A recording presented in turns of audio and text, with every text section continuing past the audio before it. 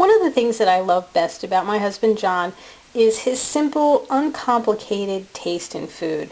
And one of the things that he likes best is peanut butter cookies. So I'm going to take this organic peanut butter and I'm going to use it in a recipe for crispy peanut butter cookies that I've altered using my friend and yours, raw agave nectar instead of sugar. The recipe comes from Vegan with a Vengeance. It's one of my favorite cookbooks. So what I've done so far is put some oil into my mixer, and then I'm going to add the agave nectar and the peanut butter and some vanilla paste, and then I'm going to beat it up until it's well combined. I have to admit something very personal.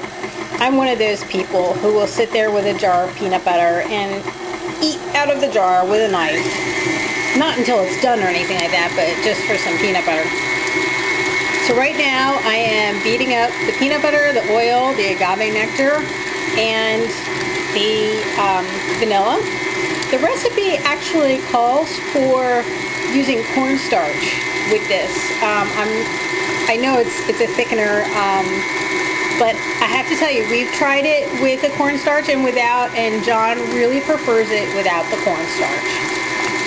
At this point, I added the flour and the baking powder to the mixture, and I'm going to just lock this down and turn this on slowly so I don't get flour all over the place. But I've been using the cover a lot lately because actually when I first turned this on earlier, oil just went all over the place. So I said, okay, let me use the cover.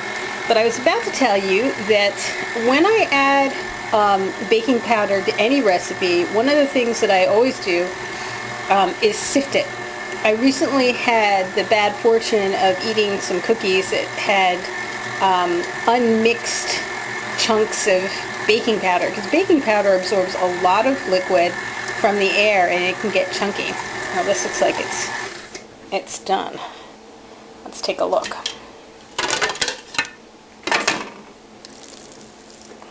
Wow, that's great. Alright, so now what I'm going to do is make these into small balls and stick them on my prepared baking sheets, and then put the traditional cross-hatching on the cookies. Luckily, these cookies really don't spread at all, so I can pack the cookie sheets with as many as possible. Let me see a little cross-hatching. So now I'm going to stick these in a 325 degree oven because of course we use agave nectar and that stuff browns much faster than sugar or other sweeteners. My oven is so touchy, but I can cook 2 trays of cookies at the same time. The only problem is I have to set the timer, actually I'm going to set the short-term timer, to 6 minutes. And after 6 minutes, I am going to switch them around and actually turn the trays as well.